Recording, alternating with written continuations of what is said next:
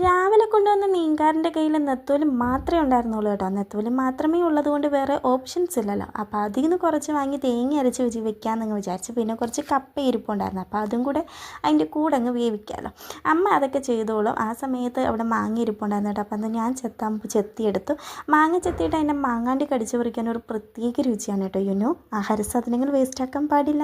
പിന്നെ അതിനകത്ത് മുളകും ഉപ്പും ഒക്കെ ഇട്ട് പഴുത്ത മാങ്ങയാണ് കേട്ടോ, നല്ല ടേസ്റ്റാണ് പഴുത്ത മാങ്ങയുണ്ട് തന്നെ. പിന്നെ ഞാനും കുഞ്ഞിയും കൂടെ അങ്ങ് ഒത്തുപിടിച്ച്.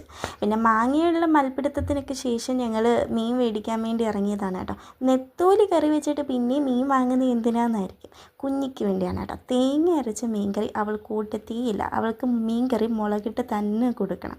അപ്പം അങ്ങനെ അവൾക്ക് വേണ്ടി 1/2 കിലോ കുഴിയാളെ വാങ്ങി. അപ്പോൾ റോഡ് സൈഡിൽ അവിടെ മൽബറി നിൽപ്പുണ്ട് കേട്ടോ. അപ്പം റോഡിൽ എപ്പോൾ ഇറങ്ങിയാലും ഞാനത് പഴുത്തത് നോക്കി പറിക്കാറുണ്ട്. അങ്ങനെ അതും പറിച്ച് കുഞ്ഞിക്കും കൊടുത്തതിന് ശേഷം മീനും വാങ്ങി നേരെ വീട്ടിൽ വന്നപ്പോഴത്തേനും അമ്മ നമ്മുടെ മീൻകറി എല്ലാം റെഡിയാക്കിയിട്ടുണ്ടായിരുന്നു. പിന്നെ കപ്പ എരിഞ്ഞ് വേവിക്കാനും വെച്ചിട്ടുണ്ടായിരുന്നു.